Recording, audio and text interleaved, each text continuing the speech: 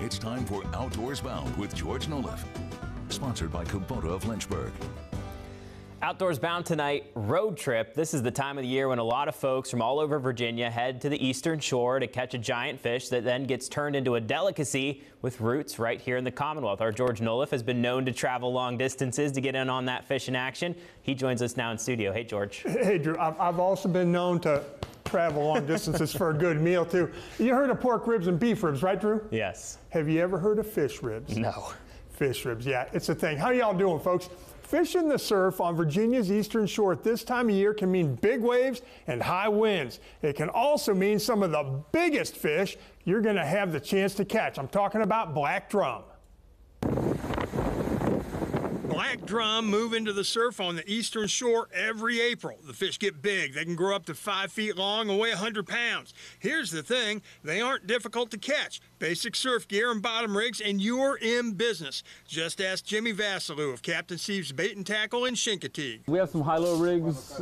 There's circle hook rigs. They're double hook rigs, Captain Steve's 7/0 circle hook rigs.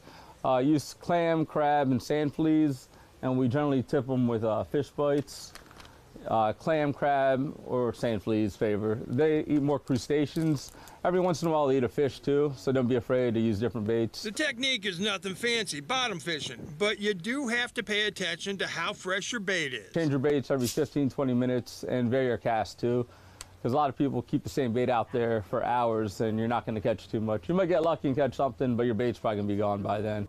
So, what do you do with a black drum after you catch it? Well, you can eat it. It's a very tasty, mild fish. The fillets are good, but if you want a real taste of Virginia and make like an Eastern Shore native, go for the ribs. These fish are so big that you can cut the ribs out, section them off into 2-bone portions, flour them, egg them, dip them in some cracker or cornmeal, and then deep fry them just like that on the screen. Oh man, I'm salivating. You get these golden brown beauties that have a buttery texture and flavor. Now, I was introduced to black drum ribs at a place called Ray's Shanty over between Wattsville and Chincoteague. It was a life-changing moment for me, Drew. I have not looked back. A lot of Eastern Shore seafood restaurants and seafood markets carry them at this time of year. So drum rib recipes, they started in Virginia. Talk about that history. Yeah, like with so much of our food heritage, it came down to not letting anything go to waste. Eastern Shore and Chesapeake watermen and fishmongers decided to eat or sell them instead of tossing them out with the carcasses. You could use them for bait, but if they taste just as good as what you're hoping to catch, why do it?